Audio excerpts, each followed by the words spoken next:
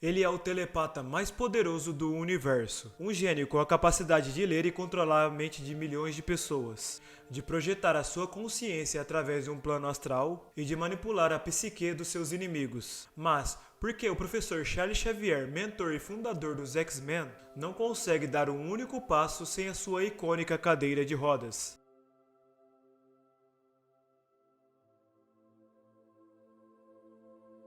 A ironia de sua situação, um homem com uma mente onipotente, mas um corpo fisicamente limitado, é tão central para sua imagem quanto os seus poderes. E se você também já se fez essa pergunta, então prepare-se, porque a resposta ela é muito mais complexa do que parece. E hoje a gente vai mergulhar fundo nas HQs e nos cinemas, explorando as diferentes origens da sua paralisia, as reais limitações dos seus poderes e o poderoso simbolismo por trás da sua deficiência. E se você é curioso assim como eu, se inscreva no canal caso eu não seja inscrito, ative as notificações para não perder nenhum vídeo semanal aqui do canal e bora lá para essa análise profunda. Para entender então por que o Professor X ele está em uma cadeira de rodas, é crucial entender que não existe apenas uma única resposta, mas sim múltiplas e em alguns casos contraditórias, dependendo do meio em que a história é contada. O status quo de sua paralisia é tão icônico que diferentes roteiristas e produtores o reimaginam para atender às suas próprias narrativas, seja em quadrinhos, animações ou na telas do cinema. E este fenômeno ele não pode ser visto apenas como um simples erro de continuidade, mas como uma prova da plasticidade do personagem,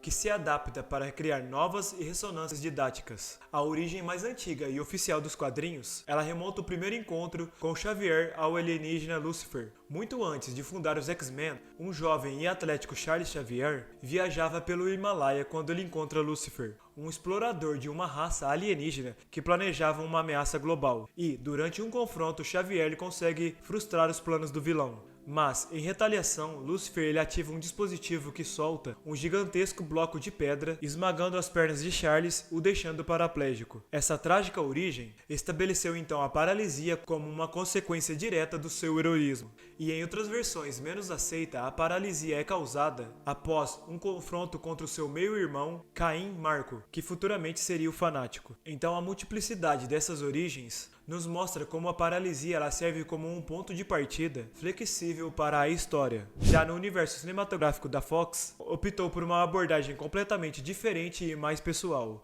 transformando então a sua paralisia em um momento crucial entre a trágica rivalidade entre Charles e Eric, o Magneto. No filme X-Men Primeira Classe, a paralisia de Charles ela não é o resultado de um confronto com um vilão, mas um acidente envolvendo seu melhor amigo. Durante a batalha final, uma bala disparada por Moira é desviada por Magneto e ao invés de atingir a si mesmo, ela acaba atingindo o Charles, o paralisando então instantaneamente. Essa origem ela serve como uma poderosa narrativa, pois a sua paralisia ela se torna um símbolo visual do momento em que o sonho de coexistência de Xavier ela se desfaz e a amizade com Magneto ela foi imediatamente fraturada. A fluidez da continuidade do personagem é evidente também nas vezes em que ele recupera a capacidade de andar. Nos quadrinhos isso ocorreu em diversas ocasiões, seja em um novo corpo clonado pelo Shi'ar, pela cura de mutantes com habilidades de regeneração, ou mesmo pela realidade alterada durante a Dinastia M.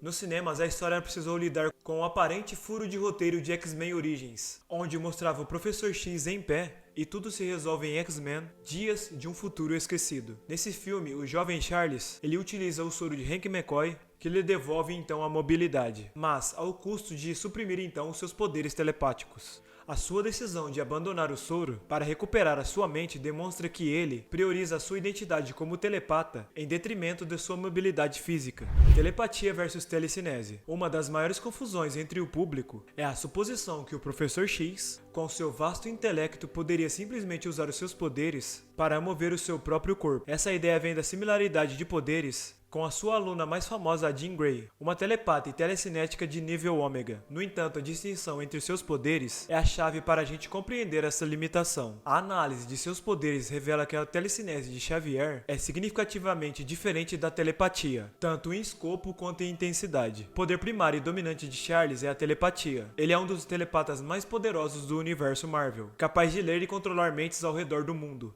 e, com a ajuda do cérebro, criar realidades complexas, apagar memórias e projetar-se no plano astral. A telecinese, que é a capacidade de controlar objetos com a mente, embora presente em seu conjunto de habilidades, é descrita então como de baixo nível e inconsistente. Essa evidência então ela sugere que a sua telecinese é potente o suficiente para tarefas menores, como levitar a sua cadeira de rodas por uma escada ou pegar objetos pequenos em uma outra sala. No entanto, a ideia de usar essa habilidade para sustentar a mobilidade do seu próprio corpo, infelizmente, é inviável. O custo de energia de uma telecinese de baixo nível para replicar a função motora seria impraticável e exaustiva, exigindo uma controlação mental colossal e contínua. A paralisia de Charles ela é resultado de um dano físico na medula espinhal, o que significa então que ele não tem função motora em suas pernas. Usar então a telecinese para compensar essa falha seria um esforço mental equivalente a levantar um peso massivo a cada passo, um dreno de energia que o impediria de se concentrar em suas responsabilidades como líder e mentor dos X-Men. Essa narrativa então ela estabelece um limite de poder. Se a sua telecinese fosse tão poderosa quanto a sua telepatia, ele se tornaria um personagem virtualmente invencível, comparando com a Força Fênix da Jean Grey. O universo X-Men, como em qualquer uma boa narrativa, ela precisa de um equilíbrio, e a fraqueza física de Xavier serve então para manter essa balança. Uma prova direta de relação de poder-custo aparece nos filmes com os soros de Hank McCoy.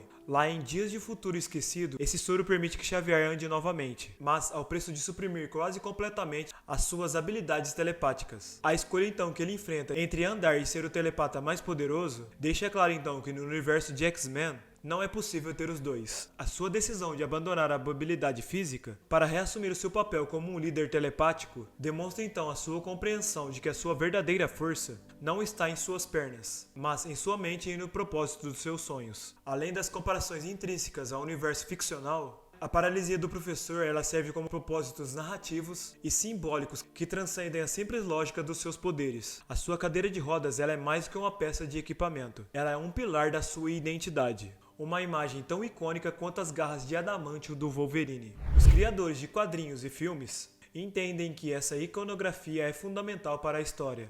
E é por isso que mesmo quando ele é curado ou ganha um novo corpo, a narrativa ela o puxa de volta para as cadeiras de roda. Isso não é um furo de roteiro, mas uma manifestação da maldição do seu status quo, onde a essência de um personagem icônico deve ser restaurada para que a história continue ressoando com o público. A paralisia de Xavier ela humaniza o personagem que poderia ser considerado como um personagem onipotente. Um ser que pode ler e manipular a mente de qualquer pessoa, poderia facilmente se tornar arrogante ou tirânico. Porém, a sua fraqueza física o mantém vulnerável e em contato com a realidade da condição humana. A sua deficiência ela o coloca em um terreno de vulnerabilidade semelhante ao dos humanos que ele o busca proteger. Ele então não pode se impor fisicamente, o que o obriga a usar a diplomacia e a mente para alcançar os seus objetivos, reforçando então a sua ideologia de uma convivência pacífica, um claro paralelo com a figura de Martin Luther King Jr. No demais, a sua paralisia ela serve como uma metáfora poderosa para a sua própria experiência mutante. Assim como os mutantes são marginalizados por sua característica genética, o Professor X ele enfrenta um preconceito por sua condição física. A sua história desafia a visão de que a sua deficiência ela é uma barreira intransponível. A mensagem então é que a verdadeira força de uma pessoa ela não reside em sua capacidade física, mas em sua mente e caráter e no uso que ela faz de suas habilidades para um bem maior. O fato de que a sua deficiência ela não o define, mas o torna um líder mais empático, é um exemplo notável de representatividade positiva. Ele é um super-herói não apesar de ser um cadeirante, mas como uma parte integral de quem ele é. E aí, o que você achou desse vídeo? Deixa aqui embaixo nos comentários, vamos interagir por lá. E se você chegou até o final desse vídeo, se inscreva no canal caso não seja inscrito e ative também as notificações. Na tela final eu vou estar deixando outros 2 vídeos, a gente se vê por lá. Meu nome é Márcio Roberto, esse é o Pulso Nerd, muito obrigado e até uma próxima. Valeu, fui!